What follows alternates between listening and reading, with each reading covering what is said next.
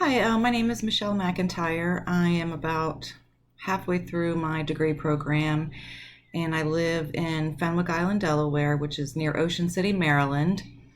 Currently, my work with people with mental health diagnosis involves mostly, well, I don't even know if it's mostly, but parents and their children that are in the child protective system. I am a worker and I work in the treatment unit, so a lot of what I do is referring them to services.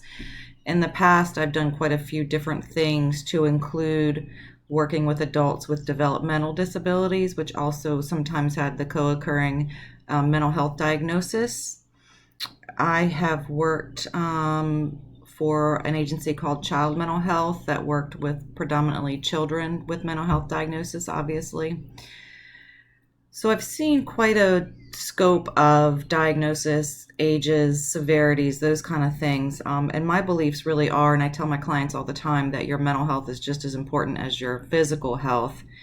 Unfortunately, a lot of people still have a stigma related or surrounding to mental health and seeking treatment for that. So I definitely believe it's something that is undertreated, and that pretty much everybody could benefit from some type of treatment. Not that everyone has a diagnosis, but I think everybody would benefit from something.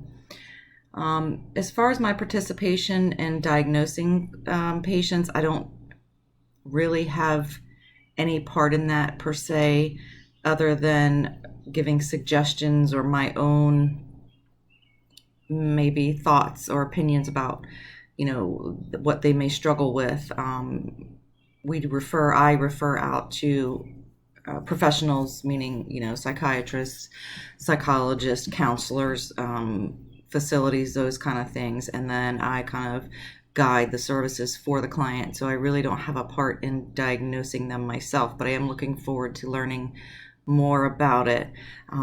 So that's enough about me, and I look forward to watching all of your videos as well. Thank you.